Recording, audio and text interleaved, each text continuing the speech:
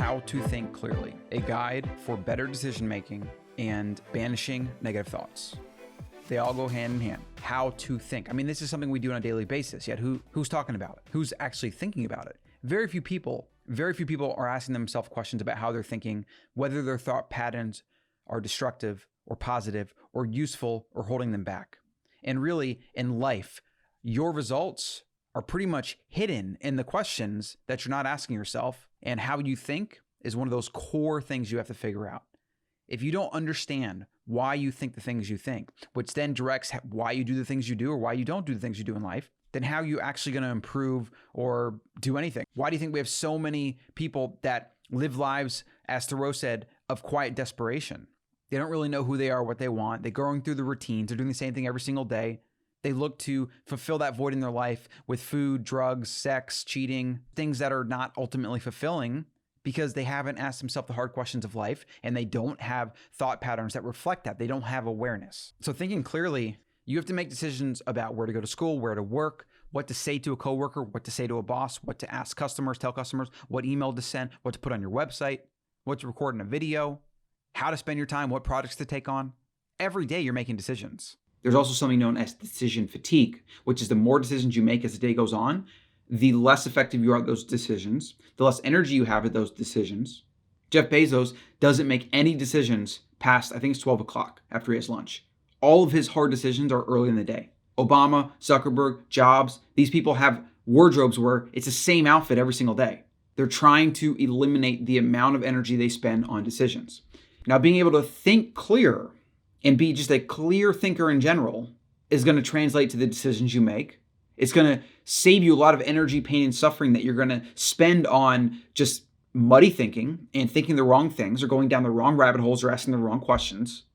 This is one of those things that there should be a class every year of primary school, which should be how to think, right? Or there should be cognitive bias 101, or mistakes you're probably going to make in your adult years, mental models, etc., on and on and on.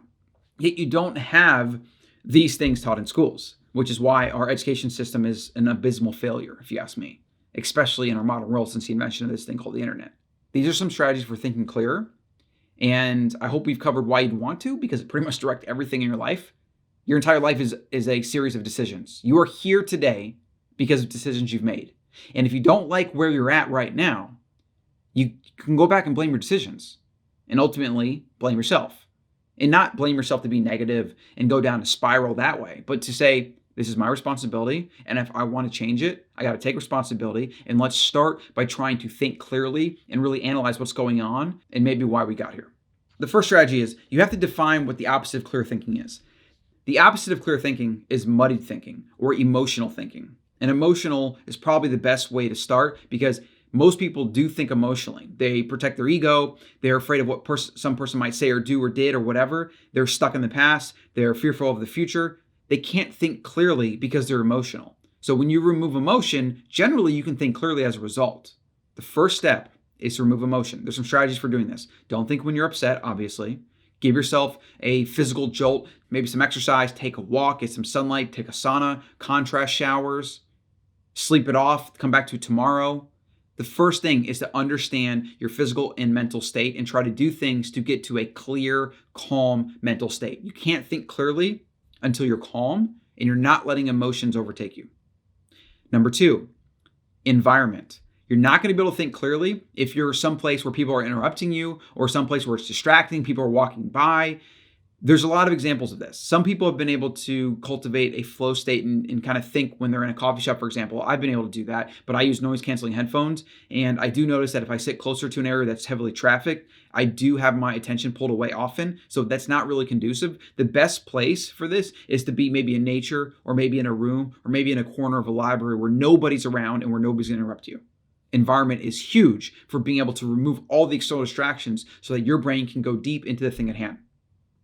The third strategy for today is to write. You could journal and just free flow whatever comes to mind. You could do a pros and cons list. You could maybe keep a journal for a week or two and just try to talk about a certain prompt or a topic and then just see what comes out and then analyze that. And then something that I actually like that I think more people should do is they should use the mic on their phone or something like this. And then they should just talk about the thing, maybe alone, maybe outside, maybe somewhere where no one's going to listen so you don't have any self-conscious. Just talk to the mic. I feel like this, and when that person did this and this, and I think if this would happen, just free flow, whatever. Get all that gunk, all that built up residue in your mind around ideas, all that really negative energy, let that out, right? And then when it dictates into text, because a lot of these, because iPhones and Androids and there's apps, you can literally hit the record button and it'll translate the text. It may not be 100% accurate, but it's usually pretty close if you speak clearly. You can look at these things and you're going to definitely be able to pull out some ideas or threads to pull on.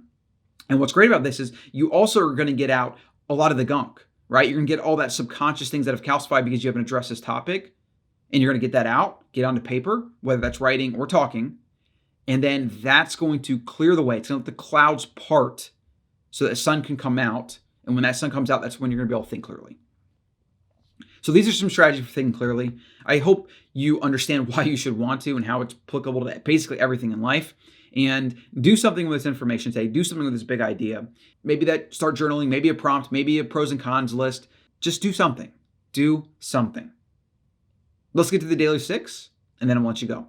Daily tip, idea, or quote. If anything ail a man, says Thoreau, so that he does not perform his functions, if he even have a pain in his bowels, he forthwith sets about reforming the world.